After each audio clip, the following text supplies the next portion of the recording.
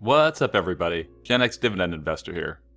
So I've had some interesting comments since I started posting on social media, and the one I want to talk about in this video is from a guy who said that Apple is a bad dividend stock, which actually might have merit to it, depending on your definition of bad. If you appreciate free content like this, then please show me your thanks by hitting the thumbs up button, subscribing if you haven't yet, and clicking that bell notification. If you haven't watched my hour-long analysis of why I'm bullish on Apple, then watch the video I did on them over a year ago, as I don't want to regurgitate all of that again. Instead, let's focus on why that dude might have said that. For example, if you happen to be someone who needs dividend income now to survive and pay your bills, then a very low-yield dividend stock simply might not be ideal for your needs. I'd still encourage you to slowly dollar-cost average into great companies like Apple and Microsoft that have low yields, because I believe they will give you, on average, much better total returns as decades go on than most larger yielding stocks. So let's look at how Apple has done for me. For those that follow my channel, you know that I started investing in the 90s and have kept at it for decades, until I sold out of all my stocks a little over 2 years ago, but then immediately got back into them. It's a very emotional story which I shared in a video called The Time I Sold All My Stocks. Anyways, when I was a kid I first came across an Apple computer and immediately became enamored with computers and video games, and thus that's when my love with Apple started. But when I started investing after I graduated from college, I didn't buy any Apple. I wasn't a big fan of the first generation of Macs I used in college, and the stock itself seemed weak to me. The company didn't seem enticing as an investment until the iPhone came along, and then I made the mistake of watching the stock as it ran up. I actually almost pulled the trigger to buy in 2013, but I didn't, and Apple kept running. The years went by and I told myself that I was just going to commit to buy on Apple on some sort of dip, and finally around September of 2018, negative news started coming out about Apple. They missed on some numbers, which in turn scared analysts and the overall market. Then it got even worse because Apple management said they were no longer going to release iPhone unit sales numbers, which they'd been doing for years, and that spooked the market even more. The pundits were confident that Apple's growth was over, iPhone sales must be falling, it was time to sell.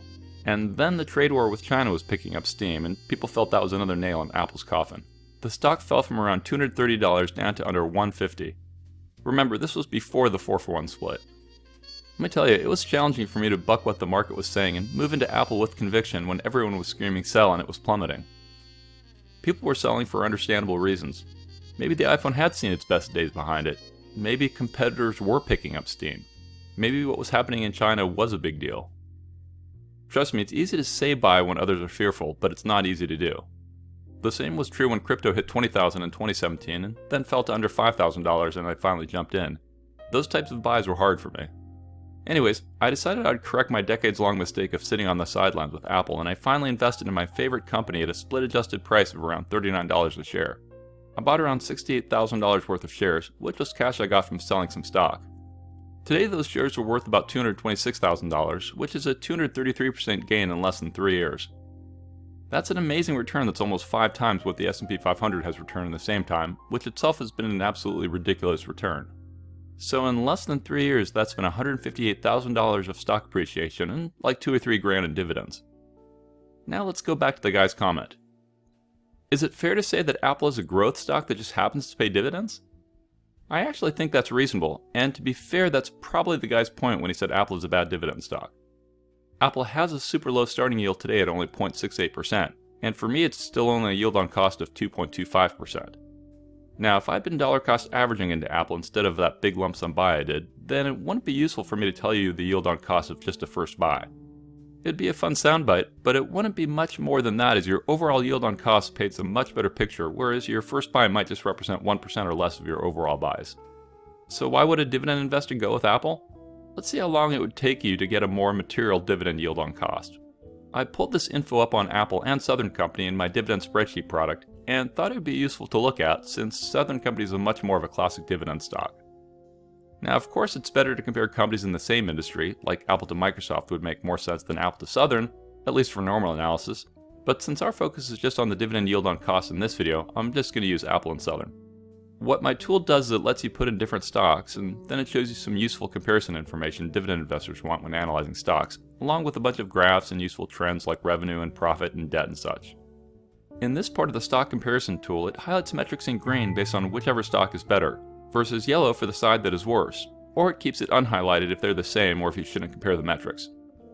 We see that Apple is a buy based on current Wall Street analysts, but Southern Company is a hold, so that's why Apple is highlighted in green versus yellow for Southern.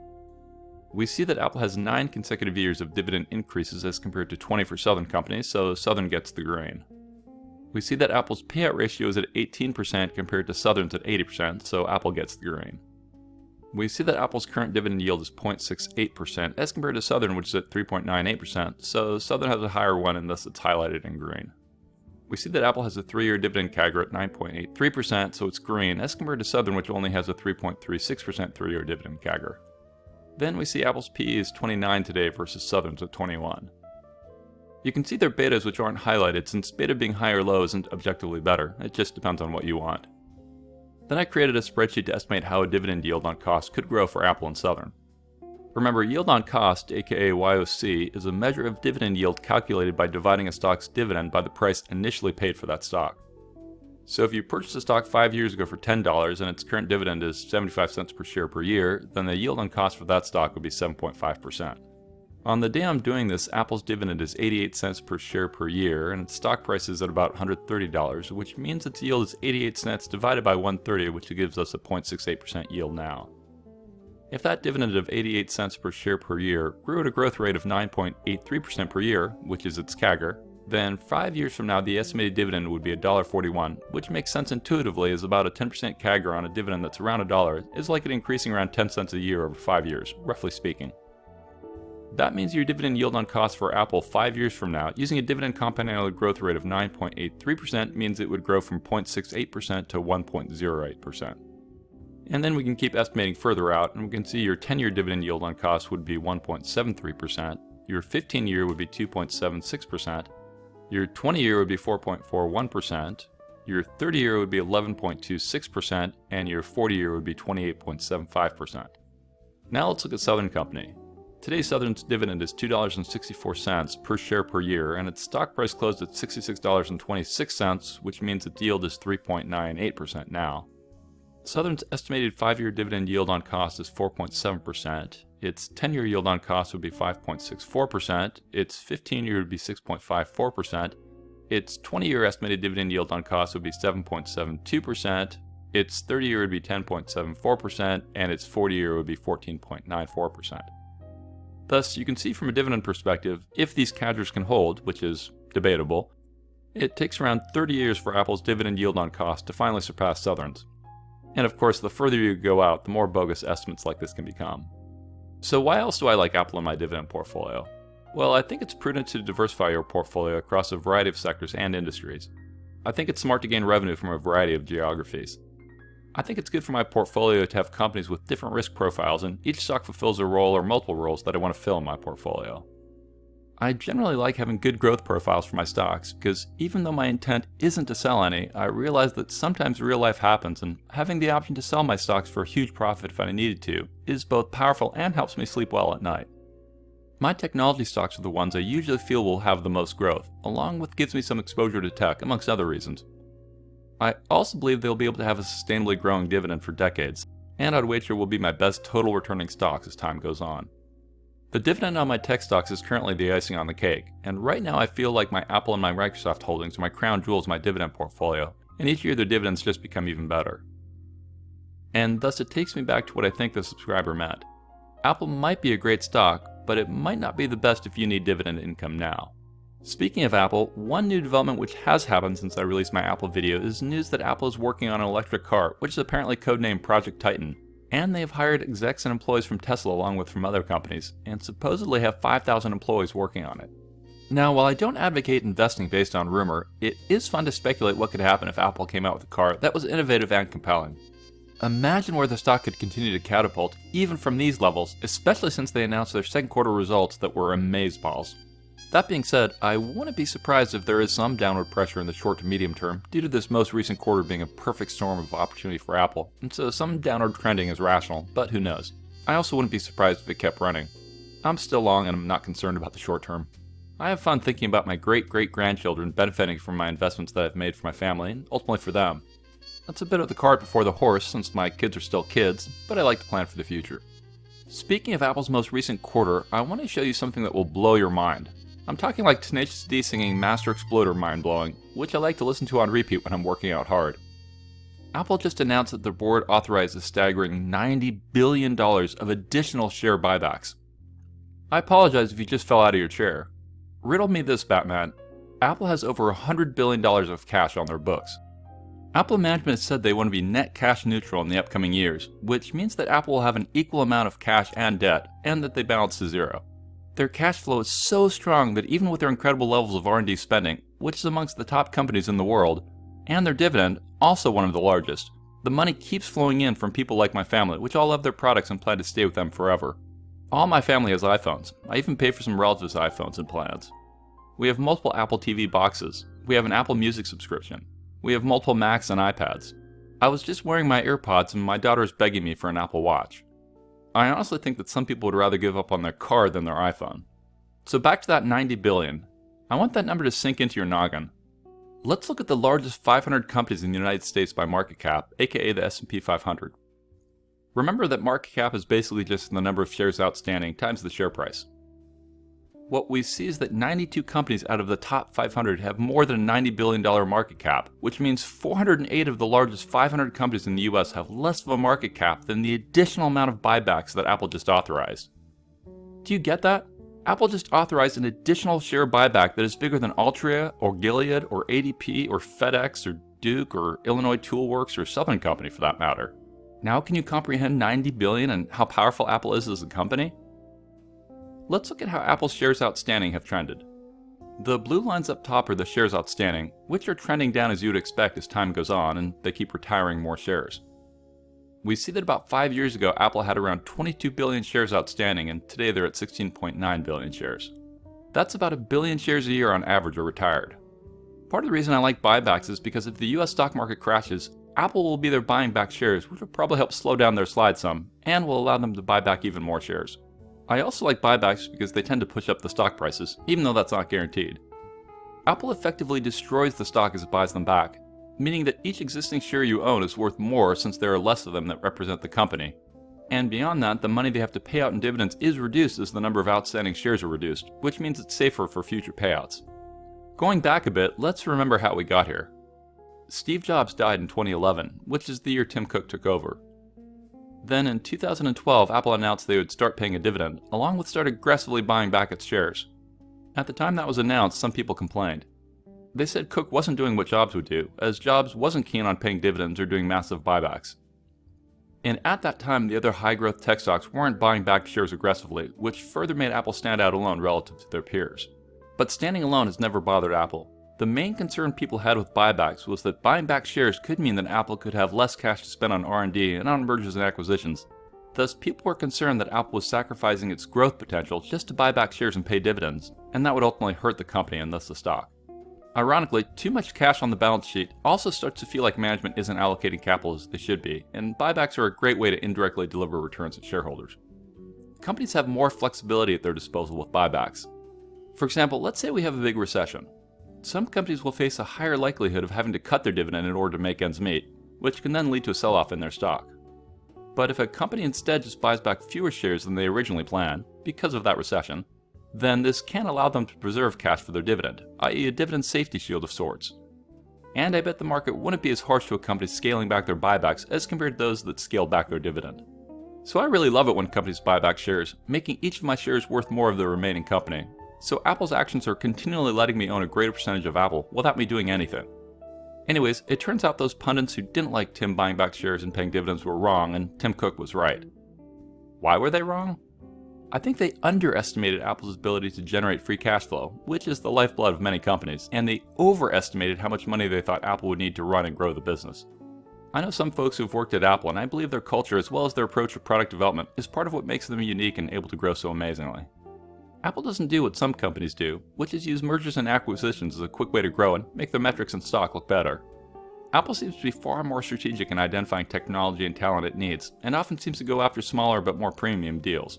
Looking at Apple's list of recent acquisitions gives you some hints as to what they're doing. We see companies that do wireless charging, computer vision, lots of AI companies, chip development, speech technology, autonomous vehicles, augmented reality, and virtual reality. Tim Cook likes to cut out third-party components of Apple products whenever he feels it makes sense. And they actually have named that strategy the Tim Cook Doctrine, which is what they did in 2019 when they bought Intel's modem business for $1 billion after their patent dispute with Qualcomm. That action puts Apple in a position to develop its own modems and reduces its reliance on a supplier who provides a critical component of the iPhone. And they did it in such a way that they'll get to use Qualcomm modems for the next few years while they develop their own better replacements internally. They did the same thing when they developed their own wireless Bluetooth chip, which was a core component in their iPods, which is part of the wearables vertical, another growth market for them. They also did that against Intel with their new M1 chip. Anyways, instead of talking about the past, let's talk about where Apple is going. A way to understand some of what their products might become or incorporate can be understood by looking at their patent applications, which are spanning tons of areas, from interactive 3D holograms to keyboards that can repel crumbs, to AirPods which focus on transmitting sound directly through the bones of your skull, which apparently improves audio quality significantly. There also are a slew of patents seemingly about their new electric car. They have one patent for holographic images that would show you information about your car, along with useful information about what's happening outside as you drive. They have a patent for concealed touch controls where you could engage your surroundings to reveal hidden input devices that would light up when you needed them. They have a patent for an augmented reality system to help people who get carsick, which would be awesome for my son. They also have a patent for automatic window tinting, along with one for automatic climate controls for each person in your car, tied to their personal biometrics combined with their personal preferences, along with dynamic things like changing sunlight as you open your sunroof and if you start perspiring or something. They also have a patent to automatically charge your car without having to exit it. Imagine how cool that would be. Maybe it's pouring rain outside or snowing, and you just pull up to a charger and it automatically recharges while you stay cozy inside the car without having to get out. Anyways, I think you get my point as to how Apple's innovation team could blow the car world up again to another level, kinda like Tesla has so far. So now the question is, do you feel Apple is overpriced? Well, while I think the whole market is hot, one of the lessons I learned from Apple is that there will always be crashes and dips, for both the overall market as well as for individual stocks. But the really good companies can keep running for a long time, even when you feel things are hot. Amazon is another example of an ultra amazing company that I think will keep trending up, with moments of downtimes. And the only real threat I can think of to their ongoing dominance is the government breaking them up. So while I can understand people who don't want to invest into Apple or Amazon because they feel they're too expensive right now, I can also understand the people who are investing in them, even at these levels. If you can afford to dollar cost average into Apple, and your time frame is long enough, then my belief is that investing in it will be better for your total portfolio returns and your overall portfolio health than if you choose to only stick with classic old school dividend companies, which I also love. Which ultimately brings me back to that guy's statement, and to answer him I'll say no, I don't think Apple is a bad dividend stock from where I sit. I think it's an almost must-have stock to own in any portfolio, and the longer you have to invest, the more compelling I think it becomes, from a total returns perspective and even from a dividend perspective. But I can understand a perspective where it might not be ideal for some folks, like for someone in retirement without much runway left in their life and who isn't able or interested to leave their portfolio as a legacy for future generations. Okay, now I'd like to shout out my latest YouTube subscribers who have recently joined my team of Patreon aristocrats. So thank you Taza Rebel, thank you Discord User, thank you Adamo, and thank you Ariel P. As aristocrats, they gain access to my dividend spreadsheet product that I use in this video, and they gain access to multiple private channels on my Discord, including one where I let them watch my videos before I release them to the public, as well as to a channel which lets them vote on which thumbnails I use for my videos. And of course they get more direct access to me. So consider joining my Patreon as an aristocrat in the link below, if you'd like access to my spreadsheet as well. Also, I highly recommend you join my free Dividend Discord chat server, which has thousands of dividend investors on it from 55 countries around the world. Finally, since you watched this video all the way to the end, I'll tell you an Apple joke. So if you see a robbery at an Apple store, does that make you an eyewitness? Okay, one more joke because I'm feeling generous. Is your iPad making you sleepy? There's a nap for that. Remember, you paid $0 for this video, so at least you can say thanks for nothing. Please consider following me on Twitter and Instagram. Beyond sharing dividend information, I'm also starting to post inspirational quotes and images, which you'll find motivating. And finally, please show your thanks by hitting the thumbs up button, subscribing if you haven't yet, and clicking that bell notification. Thanks for watching, stay positive, and I'll talk to you again real soon. I am not a financial advisor, and these videos are for entertainment, inspiration, and educational purposes only. Investing of any kind involves risk. I am only sharing my opinion with no guarantee of gains or losses on investments.